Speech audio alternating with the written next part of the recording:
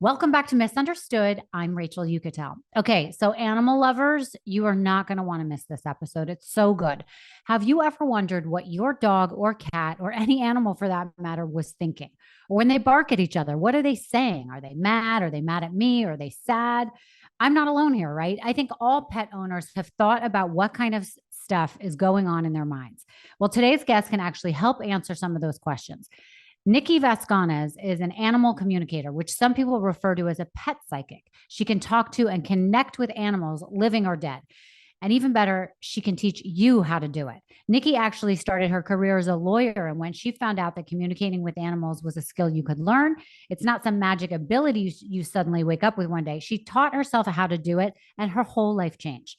I understand there might be some skeptics out there. The concept does sound a little crazy, but no matter what the skeptics might think, it's definitely not hindering her business one bit. She has a wait list in the thousands. We're talking 7,500 people. Okay. So obviously something's going right for her. My dogs are my children. So I was excited to learn new ways that I could communicate with them better and still understand their pets. If you have animals, you're going to love this episode. So sit back and enjoy my conversation with Nikki.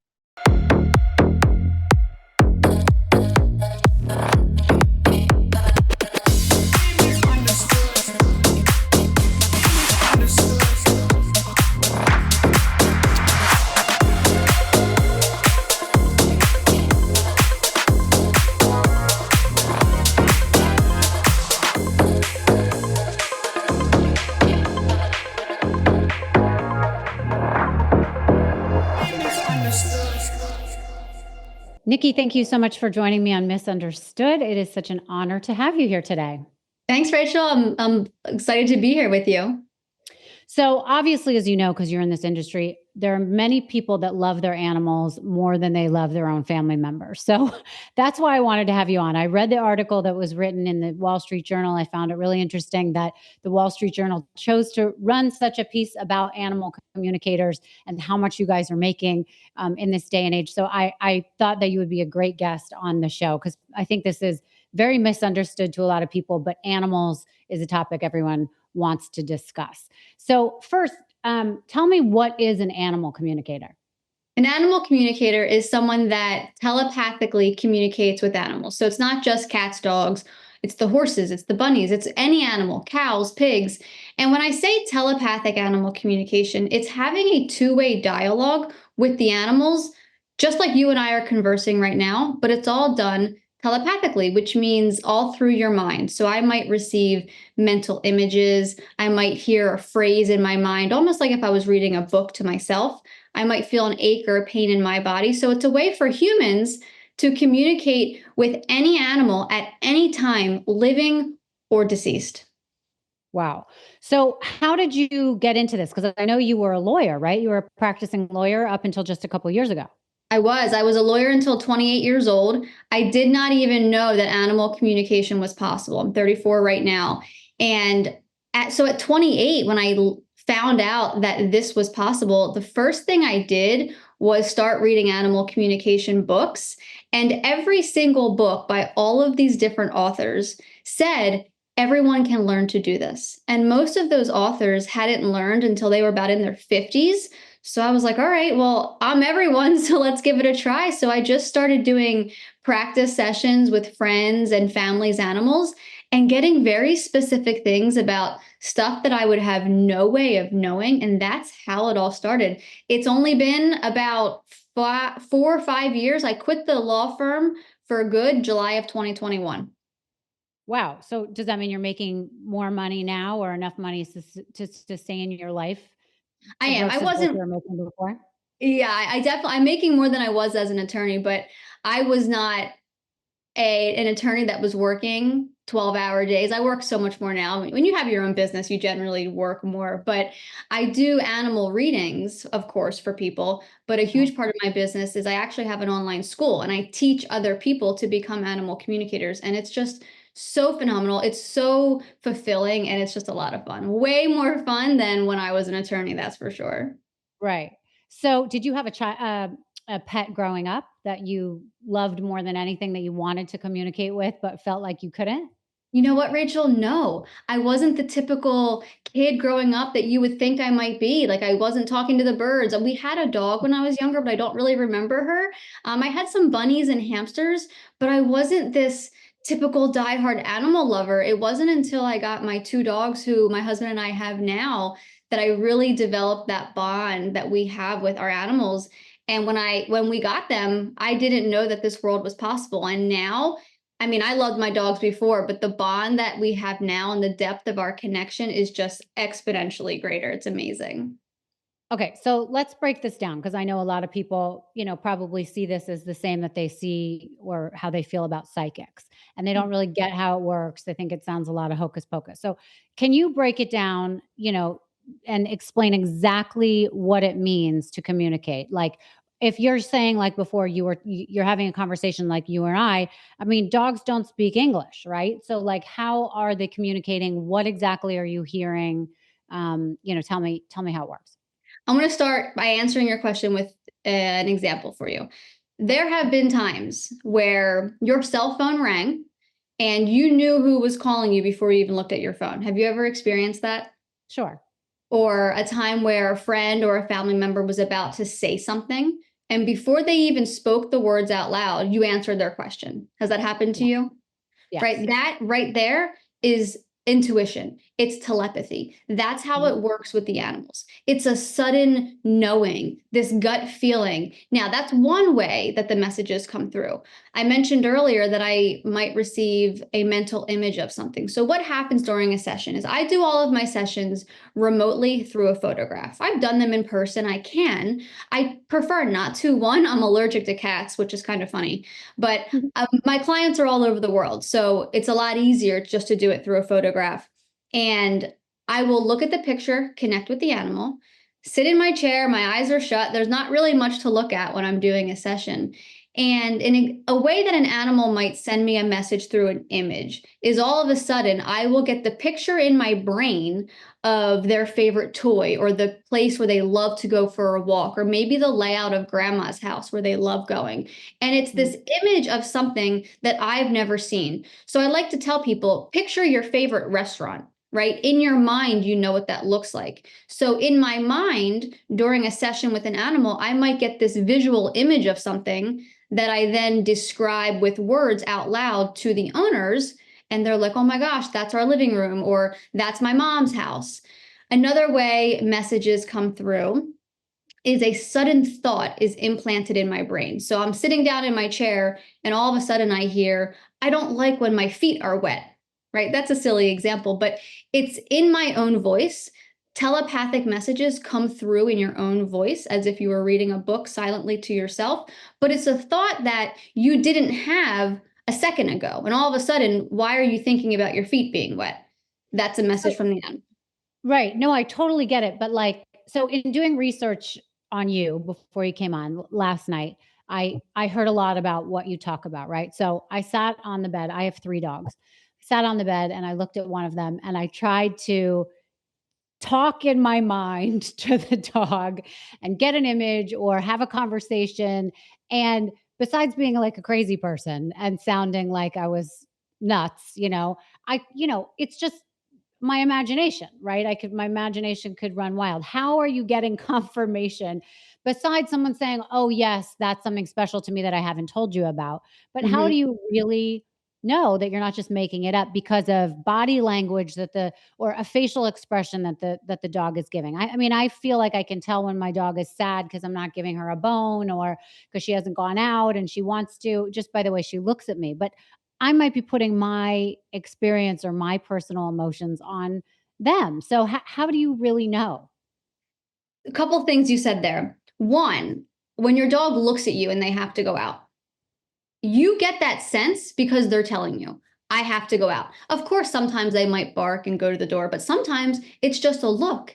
And it's Rachel, how did you know that that look meant they had to go out? You were receiving their telepathic communication. Now, not the problem. The struggle is when you're first starting out doing this work, you really can't practice on your own animals because you are too emotionally attached to your own animals. You're not a clear, neutral channel. You're not a clear vessel. You already know what your animals like and don't like. So even though you are receiving messages from them, you are thinking and you're assuming, oh, I already knew that. I know my dog, I know my cat.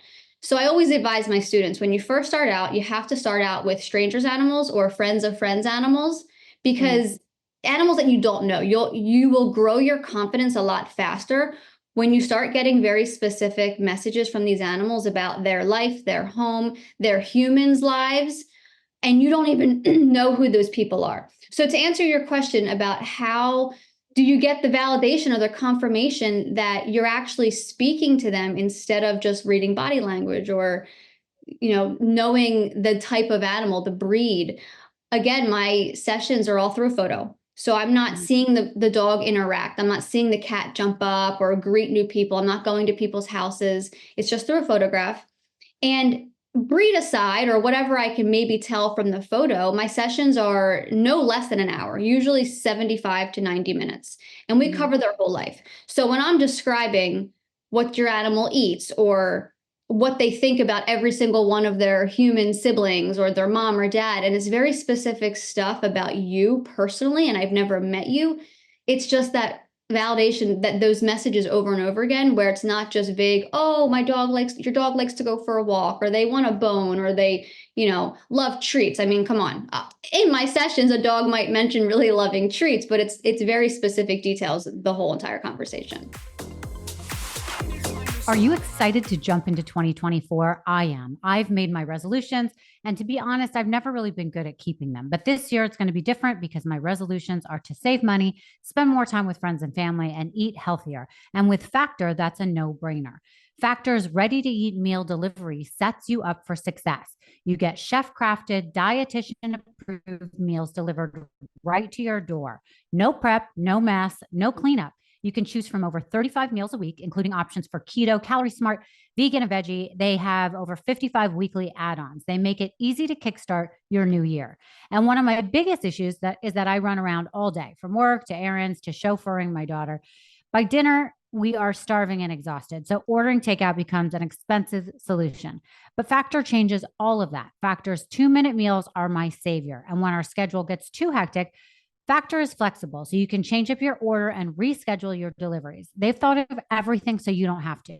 Lose weight, not flavor. Simplify weight loss with ready-to-eat keto meals designed to taste great and make you feel better. Besides these incredible meals, and believe me, they are delicious, Factor now offers tons of snack options, smoothies, and cold-pressed juices, which are my favorite thing to grab when I need an energy boost. You guys are just going to love it. So head to factormeals.com/understood50. Use code understood50, that's 50, don't spell out the 50, to get 50% off. That's code understood50 at factormeals.com/understood50 to get 50% off. Right. So you taught yourself this by reading books. I did. Reading books is not going to teach you to be an animal communicator, but reading the books for me opened up my mind to believe that this was possible.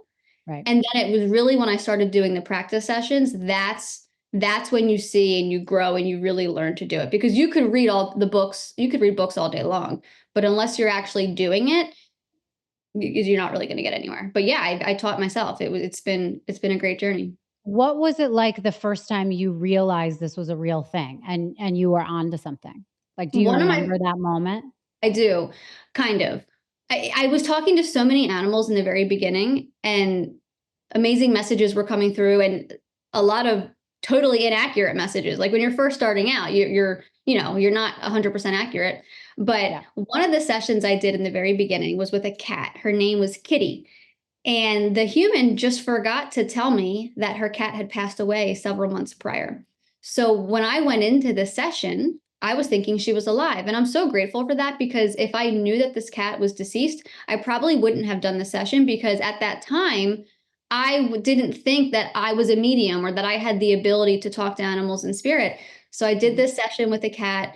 She talked about very specific details of the dark purple comforter, the green wooden bookshelf to the base of her bed on the right-hand side, and how her mom would always put her phone on the nightstand at night, and the cat didn't like it, so she would push it off the nightstand, which all of it was entirely accurate. And in the follow-up call, the human mom kept saying, Kitty used to do, or Kitty loved. And I'm like, why is everything in the past tense? And that's when I found out that this cat had passed away a couple months prior.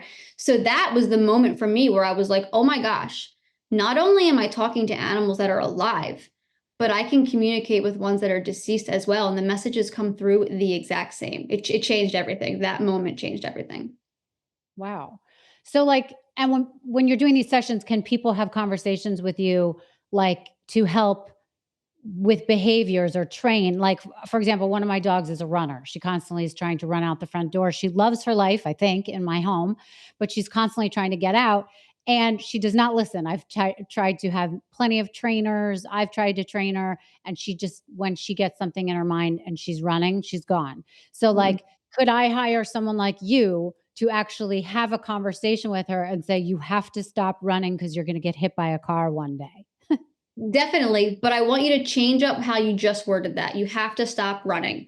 When you say you have to stop running into the road, the picture in your mind that you're forming when you say that is her running into the road. So what you want to say instead is stay in the house, stay on the porch, stay near my leg, because then when you say that, the subconscious mental image that you are forming while you speak it is actually what you want them to do. So I had this Mm. situation with one of my dogs, Donald. He would always just run. I used to call him a flight risk.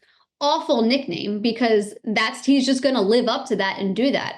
So when I stopped saying, stop running away, stop running into the backyard, stop running out of the fence, and I started saying, stay by my leg, stay on the porch, stay in the house, it's made a massive difference. Now, I'm not saying just doing that is going to solve the issue for every animal. Mm. Sometimes it does, sometimes it doesn't. I talked to a dog the other day that was running out all the time, and they would always find him. It was this little chihuahua.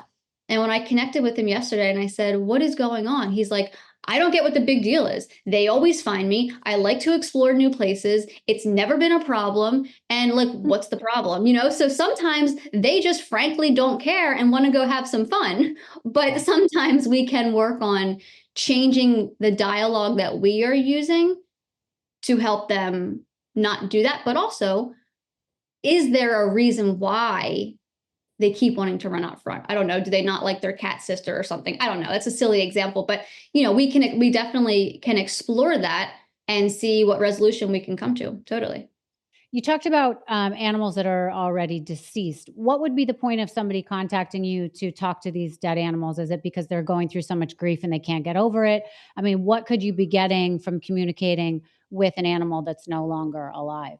Sure. Sometimes it is helping them move beyond their grief, or maybe they have some unanswered questions. Did I help you transition too soon? Or maybe the animal passed naturally and they're wondering, would you have rathered me help you transition? Like, were you suffering? Were you in pain? It's just to get closure on kind of end of life decisions, end of life care, but Mhm. also, how are you still with me? Are you sending me signs? Are you sending me messages? Like, what should I look out for?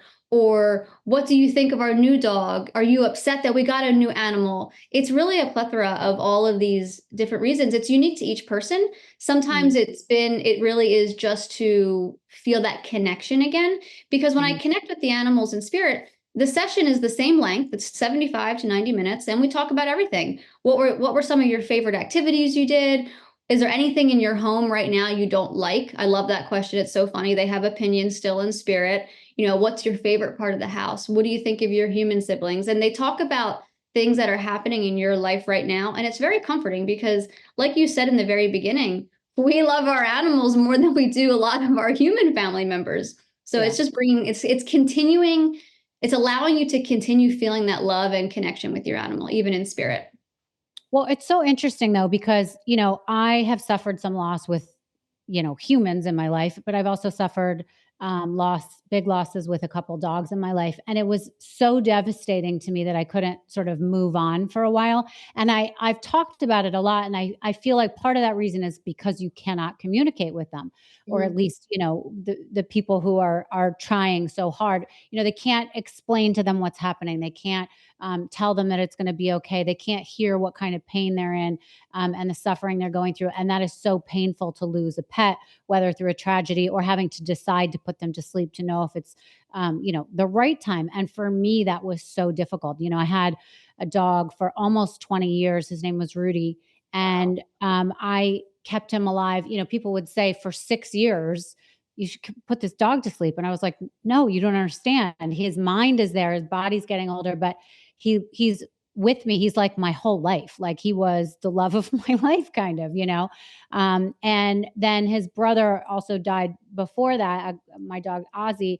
But it was so, at that point, I knew when I chose to finally put them both to sleep, I knew that it was the right time. And again, I don't have the skills to communicate with animals, even though I would love to. And maybe I need to take your class. But the moment that it finally came that I needed to put them to sleep, I had an understanding, and I felt like my dogs had an understanding as well. And then I want to tell you another story. I had another dog that I only had for maybe 2 months. And at the time, the dog, his name was Mickey, I had rescued him, and he died of distemper. So it was out of nowhere. And he was really young, and he was a Jack Russell Terrier. And it was devastating to me because I loved him. And all of a sudden, he got these seizures, and we had to put him to sleep. And for me, I always was like, why did this happen? Why in what, people always say like things happen for a reason. And I thought it was such a terrible thing to take an animal at such a young age. He might have been 4 months old. And for me, it ended up being, my fiance at the time was with me, and he took me to dinner that night, and he said, there was a reason for everything. And you loved Mickey more than anyone could have. And he didn't know he could have lived for 12 years. He thought that that was his life, and he lived a full life with you loving him. Mhm. And um, I'll share with you that 2 weeks later, my fiance at the time was killed. And so I ended up getting another dog who ended up being Rudy. And about a year later, I woke up from a dream, and I was on a trip, and I had a roommate at the time, and I woke this girl up, and I was like, I know why Mickey died. And she was like, I don't even know who Mickey is. What are we talking about? And I said, I Mickey died so that Andy, my fiance, could explain to me this concept of you don't need to live what you think is a full life to Oh, have been loved and to make an impact on someone. And it was such a huge lesson. So dogs to me are a huge, like, love and a huge lesson. And it taught me that no matter how long a dog lives, as long as you've loved it and it feels love, that's very important. So anyways, I wanted to share that with you. Rachel, I have my whole body just got goosebumps when you said that. And a huge part of not really my work, but just my life is, have you ever heard of animal soul contracts? No. So there's a book called by Tammy Billups. It's called Animal Soul Contracts. It is phenomenal. You see all my tabs. And it talks about how animals come into our life to teach us something, to show us something that we might not have ever realized or came to be aware of without that. So like this dog Right. coming into your life, like Mickey coming into your life, teach and then your fiance telling you this lesson, this profound life lesson that helped you then Mm, navigate his passing and your life going forward. It's like you can't make this stuff up. yeah. The relationships that we form with our animals are so deep that there's so much more to it than, oh, I just bought them at the pet store. I hear that so often. Like, no, my dog didn't choose me. I just bought them at the pet store. And I'm like, you guys are missing the mark here. Like, Mhm. no, why did you go to that pet store? Why did you go that day? Right? Like, there's so much more behind the scenes for sure. Right, right. So talk to me more about your school. Is it considered a school? Oh, I'm glad you brought that up. Yes. I wanted to say this. You mentioned something earlier, how when you were looking at your dogs last night, like you don't have the ability to communicate, but you do. When not probably 85, 90% of my students never even heard of animal communication until they found me on social media. And one of my students, she just posted in our online school portal yesterday. She was like 51 weeks ago, because she joined last January when I opened. She said, 51 weeks ago, I never would have imagined that I would be talking to animals, let alone like changing lives, like her life, but and animals' lives, because their voices are being heard. So anyone and everyone can do this 100%. So yes, I have an online school. There's about 75 students right now. We have weekly events, and it's people starting from zero, not having what they perceive to be any psychic or intuitive abilities. And I see every single week people doing it. It's so magical. So is it an online class that anyone can join? Is there a wait list for it? No, no wait list. So what it is you pay monthly. It's a Mhm. membership, and we have every week we have an event. So twice a month we have an hour-long Q&A, question and answer, and Mhm. twice a month we have an hour and a half long practice corner where you actually do real animal communication sessions and get instant feedback. And then in the portal there are articles and videos and training to help you, whether you want to just do this for your own animals or whether you want to do this professionally. But it's the tools there, and it's the accountability that most people need to stay consistent, because consistency with this is key. You can't just do it once a month. You really need to build the muscle. Animal communication is a muscle. If you want a six pack and you go to the gym once a month and do 20 minutes of abs, you're never going to have a six pack, right? It's the Right. same thing with learning animal communication. So, and how much does something like this cost? It's $64.99 a month. What? That sounds Yeah, it, very affordable. Yeah, I want people to be able to do it. I'm in the process right now of creating a larger comprehensive course. That's going to be a larger ticket price item. And then if you buy that, you'll have lifetime access to my online school. But don't have that finished yet, but that's going to be hopefully the next couple months. And it's going to be just intense video modules and walking you through step by step. Because people learn differently. Some people like to read articles. Some people like to just come to the live events. But if you're like me, I like to watch a video and have something to follow and go step by step. And how long would people have to be participating in your school to feel like they know what they're doing and they're starting to see results? It really depends on the specific person. I've had students, their very first practice corner, get very specific phenomenal messages. I have some students where it takes a couple weeks, a couple months, but it goes back to you as a person. So I always advise my students, succeeding at animal communication is only 10% skill, but 90% your lifestyle. Are you really stressed Mm. out? Are you in a toxic relationship? Are you not well health wise? All of those factors are going to make it harder, maybe, probably, to succeed at animal communication right now, just like it would make it harder to do other things in life, right? So it just Yeah. depends on the person, but it can be very fast. I mean, because we as humans, we all innately within us have this ability to talk to animals. It's not something we have to quote unquote learn. It's just something we have to reawaken within us. Yeah, I'm curious, has anyone ever called you in to look for a missing pet or to find a missing pet, find out where one is? Yeah, so I don't do missing animal services, like paid sessions, because where I'm at now in my business, I have such a long wait list, and missing animal sessions, you need immediate attention right then and there. And it often Yeah. requires a couple sessions. And I just don't have the ability to do that because you can't do these sessions all day long. But just the other day, a friend's animal was missing. So I quick checked in with him, and I didn't know, I felt him at a person's house, and I said, I'm seeing him standing in the driveway next to a truck. He's at a house, there's a porch light on, and there's a number 2 in the address. But he's safe. He's not on the road, he's not stuck. And he shortly thereafter, through Facebook, they found him about a half a mile away at a house with a front porch light on, a pickup truck in the driveway, and the address was 720. So I was Wow. like, that was so cool, because missing animals isn't really something I've dove into. Some animal communicators will use dowsing rods and maps, and it's a whole intricate process. But Mhm. me not really even doing missing animals, when you just tap into spirit and ask questions, they show you things. You just have to learn to trust what you're getting, which is the hard part. Can you go into like a animal rescue or to a dog run, or is it like just voices everywhere? It's not voices everywhere. And a lot of people think that's what it's like. And that would be very exhausting. So animal communication. Yes, there are times where you will receive unsolicited messages from animals. Totally, that happens. But for the majority of the time, and I think I can speak for a lot of animal communicators here, it really is you're setting the intention to have a conversation with a specific animal at a specific time. You really need to have those boundaries in this work. Otherwise, your life would be totally overwhelming. Right. I mean, you would walk into someone's house and you would feel like you're Yeah. talking to them or they're saying something to you. So, and you were talking about how you have a wait list. What is your wait list right now? Oh gosh, it's like over 7,500 people. It's at the point now where I will never be able to do a session for everyone on my wait list. If I'm only doing I only do one session a day now because the rest of my day is with the school and other things. But I do one session a day, sometimes two, but typically one.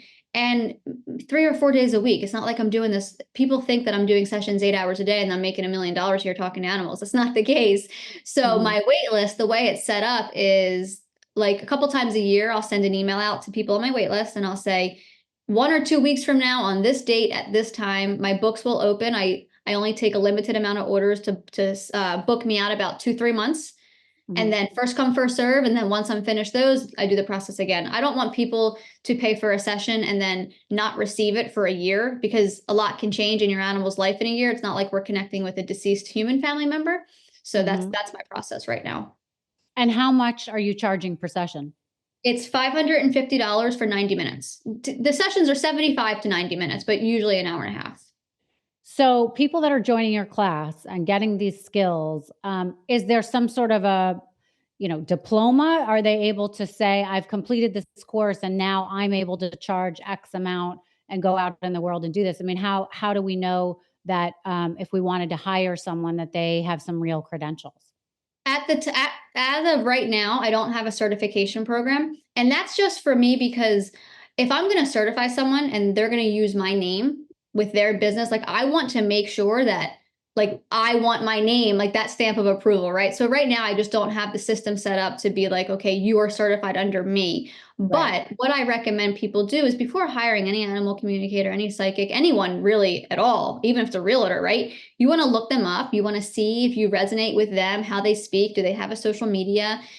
The one thing I do tell people is if you are seeking out an animal communicator and they tell you, yes, I can 100% guarantee we can solve this problem. What you brought up earlier with your dog, my dog's Mhm. running out of the house. If I were to say, I can 100% Rachel resolve that, run far away. Because one, you cannot guarantee anything. Two, Mhm. no one in this work is 100% accurate, right? Mhm. You're dealing with spirit and telepathic messages, and you're only able to relay what the animals are sharing. So if someone is saying, yep, 100%, we can solve this, I would maybe take a step back a little bit.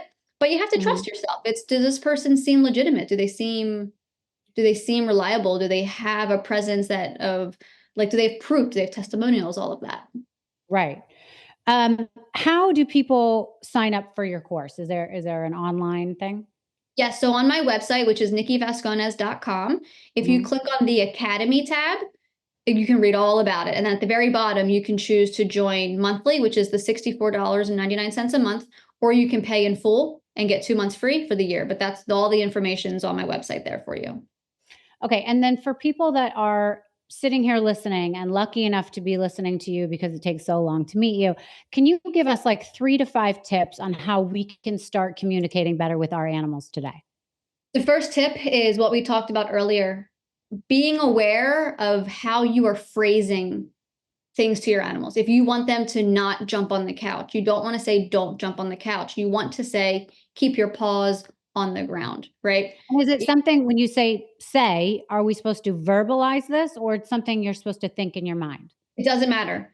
I find I'm a very verbal, vocal person. So I always say everything out loud. It's just the nature of who I am. But you don't Mhm. have to. You can say it out loud, just think it in your mind. The animal is receiving it regardless. Animals' primary language is telepathy. They don't have to work at receiving these messages like we do, they're getting it. So the first step is phrasing things appropriately.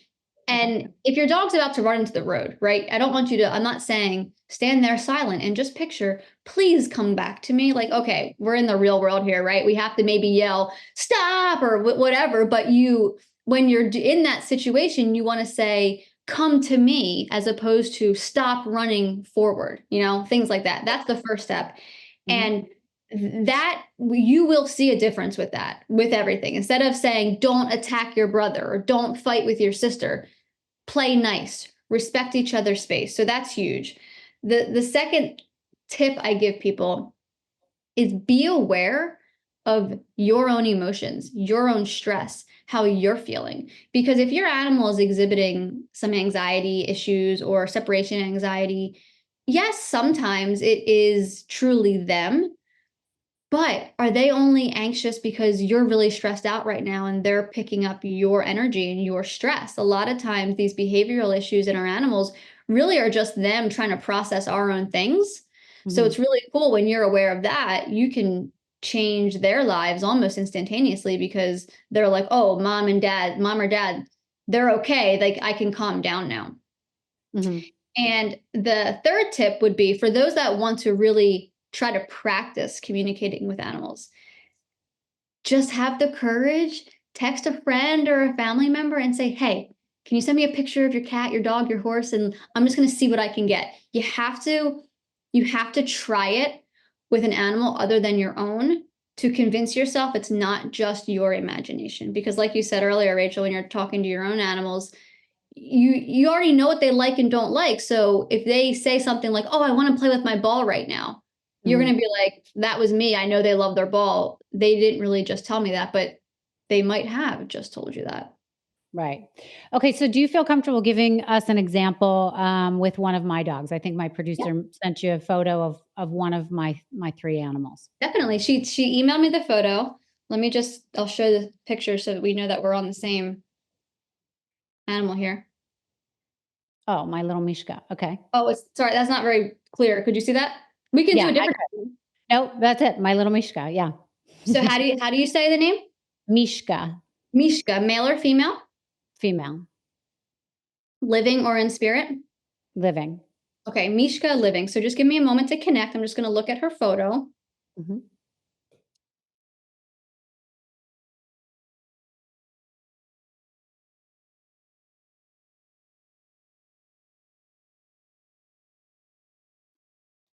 Okay. She says, the first thing she says is, oh, I am so over it. All the other animals, I think she said boys, all the other boys, they're just loud and in my face, getting in front of me. So let me see what she wants to go with this. They're trying to put on a show, and why can't we just like wait our turn?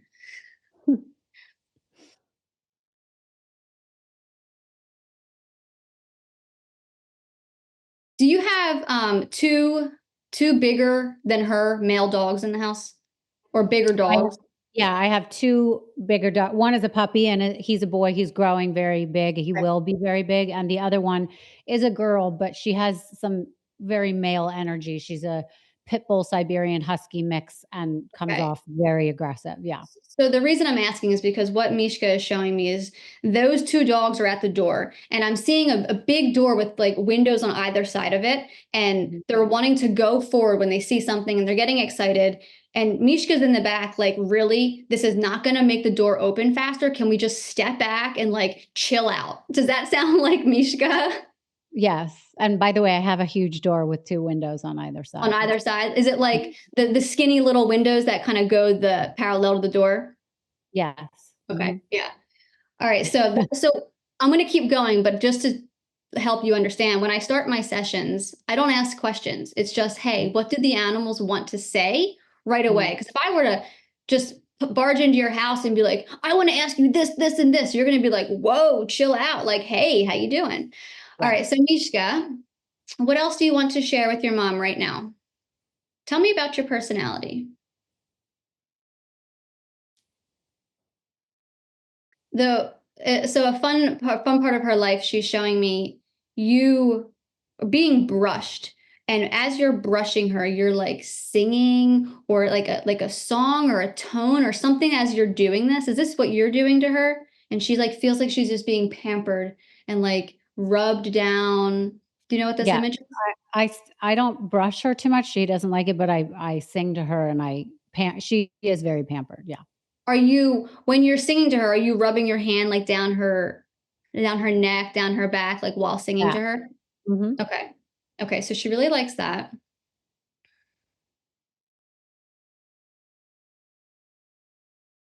All right. So she wants to talk about food now. Tell me about your food, Mishka. I'm seeing her like, she's like moving all around. She's getting all excited. It's like the happy feet. Okay. Keep going. Tell me more about your food. She says, I'm not very patient. And I'm seeing you putting the food dish down and like, she's like getting her, she's like putting her chin like in it, like wanting it, wanting it, wanting it. Hmm. Does that sound like how she is with her food? Yes, she's very picky with her food, so I have to put I slather some peanut butter on it. So that's Okay. probably what she likes. Yeah.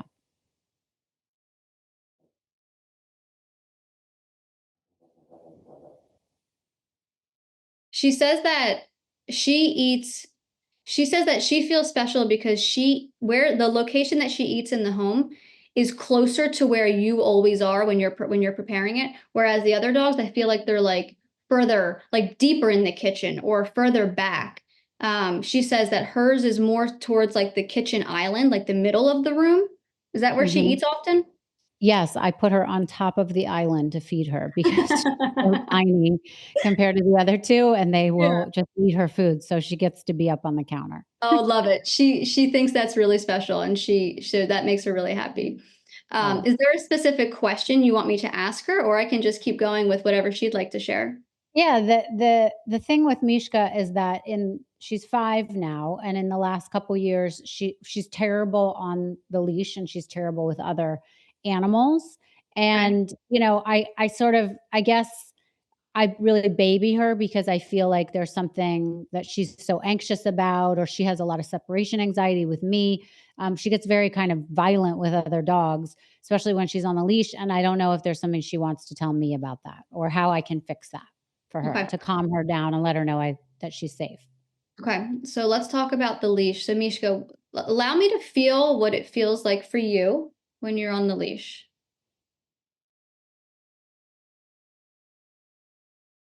She's showing me like her teeth. Does her lip come up and does she like show her teeth when Hmm. she's in that state? Okay, so let's see Yeah. what she says about this.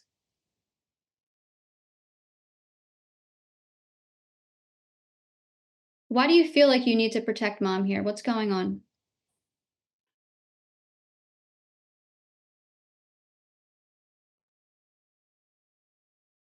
She says I she says I don't want my mom to get hurt emotionally, not physically. She's not afraid you're going to be attacked. So let's see.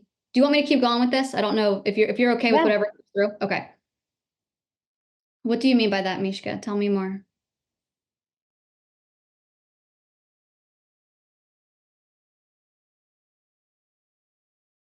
She says that she picks up that mom doesn't trust people, specifically with men. She's like, mom doesn't trust very easily. So I feel that I need to make her feel confident and secure in her day. So continue. Tell me more there, Mishka.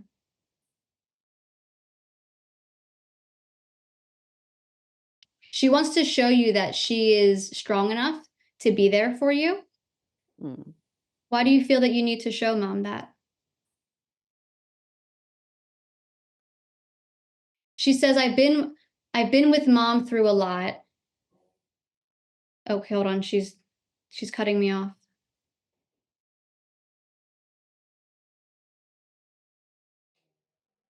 She says, I've been with mom through a lot and I've seen her do all of these things by herself and on her own. And I want mom to know that I can be there for her. So I'm going to ask her in a moment how we can stop this activity. But does what she shared thus far, does that resonate with you? Yes, it does. Okay. So Mishka, how can we change up how you're acting? Because if you're on a leash and you're doing this, it's actually going to limit what you and mom are able to do. And it's going to limit the activities that you can do out of the house because of your reactions towards other dogs. So how can we change up your behavior now knowing that mom understands what you're thinking? She said that she thought it was impressive to you because she was putting on a show, showing you that she could handle it. So what I want you to do, Rachel, is rather than, and it's hard because you're a human, right? Rather than not fearing, but rather than like being like, oh no, is she gonna freak out? There's a dog. I want you to maintain your composure and I want you to say, Mishka, I see them. Thank you so much. This is a nice walk. I feel confident. I feel secure. We are safe. And see if that doesn't change the situation. But let's see if there's something else here with the leash, just being on the leash in general. She associates the leash with just like game on. Like it's my, like the leash goes on and she's like, I have to be powerful here for mom. It's almost like a switch, like an on switch. Like, okay, this is my like, what's the word I'm looking for? Like if you're about to like, you sit on the throne, okay, you're now the queen. Like you putting the leash on, she's like game on. So it would be why, yeah, she's the boss, but also like it's her duty and her role when I'm hearing the leash click of I need to like I'm on duty now. That's the word. I'm on duty. So just having a conversation with her, however it resonates with you about her remaining off duty and just enjoying the walk. I think you're going to notice a difference there. Amazing. Thank you. All right. So about other dogs, like does she with her, if she's okay with being around other dogs, or do you not need me to go there? Yeah. I mean, I'm more interested if she's okay with the 2 siblings she has. Okay. The ones that she told to chill out at the beginning. Yeah. All right. Let's talk about what are your other dogs' names? Nala and Ziggy. Nala and Ziggy. All right. So Mishka, let's talk about Nala. She says that Mishka thinks she's a lot smarter than Nala. And she says Nala's a little bit airheaded in the sense of she'll be like, Nala will be like, what was that? What was that? What was that? And Mishka's like, really? You don't know what's happening? Okay, so tell me more about Nala. She says Nala is no threat to Mishka's comfort level and security in the home. So she's okay with Nala. Okay. Does Nala need anything or anything that we need to know about Nala? She says Nala needs a lot of attention, especially from you. Like she is an attention hog for sure, but it's what Nala needs to facilitate growth in her own journey. And Mishka's okay with that. So she's not offended. Is Nala like an all eyes on me type girl? Yes, she is. Okay. So Mishka's aware of that. So she's okay with it. And you said Ziggy was your other dog? Ziggy, yes. Ziggy. Okay. So Mishka, let's talk about Ziggy.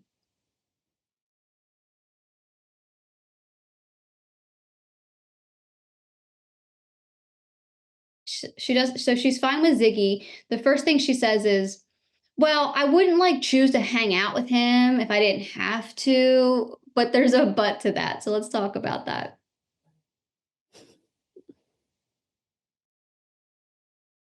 She just says that Ziggy gets in her way a lot and he barges through and he has no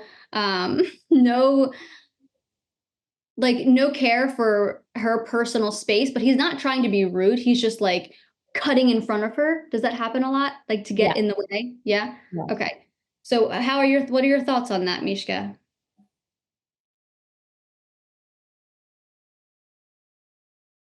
She perceives herself as smarter than both of them and like a lot more wise. Is she a lot older than both of them? She's a few years older. Yes. She's the oldest one in the house. And also the smallest and the toughest, which is fun.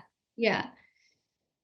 What do we need to know, Mishka, about your relationship with Ziggy, if anything? She's really a mama's girl and she's fine with the other dogs, but she doesn't need them to feel like she doesn't need them for companionship because she finds that in you. Does that resonate with you with how her personality is? Yes, and that's probably how I treat her. I take her on trips with me, and the other Yeah. 2 will stay in my home with a dog sitter. She's definitely, I mean, I love all my, it's like talking about your kids. You can't say which one you love more. I love all of them differently, but Mhm. she's one that I try and keep with me if I can. I fly with her. I keep her Yeah. around me. And I think she just knows that. And she is very independent. The other 2 play with each other all day. She wants no part of it. And she'll run through them and bark at them and tell them to get away from her. So she is definitely in control. It's funny. I have a question for you about this. There was a movie, I think, The Secret Life of Pets, where when we leave, pets are talking to each other. Do you believe that that is the case, that they have their own level of communication and conversations when we're not there? Oh, I mean, they have it when we're there all the time. Definitely when we Mhm. leave, and I see it with my dog. So next time you're out walking the dogs, Rachel, I want you to pay attention to when one of them is, if they're ever like one's up ahead more than the other two. Like my 2 dogs, I see this a lot. One will be up ahead, and he'll smell something really great, and he's like, "Oh man!" The other dog is like 20 feet behind us. We live in the middle of nowhere. We're able to do this. Mhm.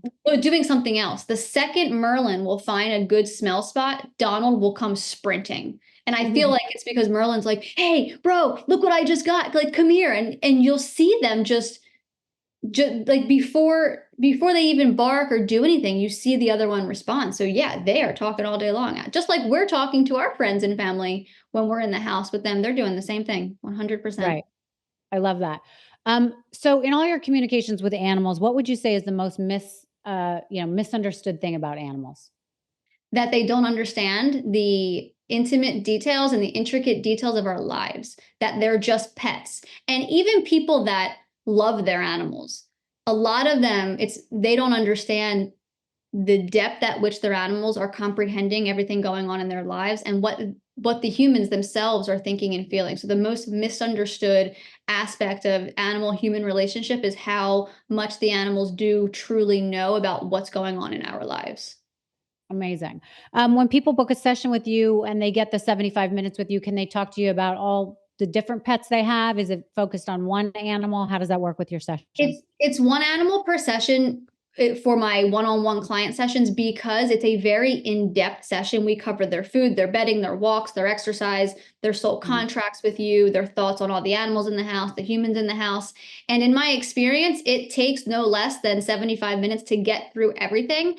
And I don't ever want to go into a session and just have an animal like only get 10 minutes, 20 minutes when there's so much more they want to talk about. So it is one animal per session. So they really can fully have their voice heard. Okay, so if people, don't want to wait for a year or more to have a session with you, please remind us how we can join your school so that we can probably teach ourselves sooner than we can have a session. You definitely can teach yourselves. It's nikkivasconez.com. Click on the Academy tab, and then you can read all about the school and you can join right there at the bottom. And every single week, we have an event. Okay, and they can start at any time. They don't have to wait till a Anytime. certain semester. Oh, Okay. you can start All today. right. Well, I will make sure to join. I love this. I think you're so interesting. Mishka is sitting right next to me, licking my foot. So, Oh, I um, love that. yeah. So I really appreciate you. I think you're amazing, and I wish you the best. And I really hope that people will listen to this and take advantage of your class. I think it sounds terrific. Whether or not you're a believer, you can always, use some sort of, knowledge to open your mind to be able to understand these little animals that need you so much. So I really appreciate you. Take care. Thank you, Rachel.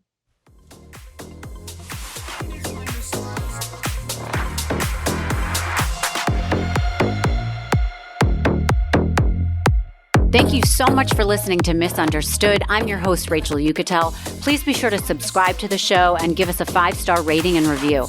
You can support the show by joining our Patreon at patreon.com/misunderstood with Rachel Yucatel. Do you have ideas for the show or want to reach out? Email us at info misunderstoodpodcast@gmail.com. That's spelled MISS understood.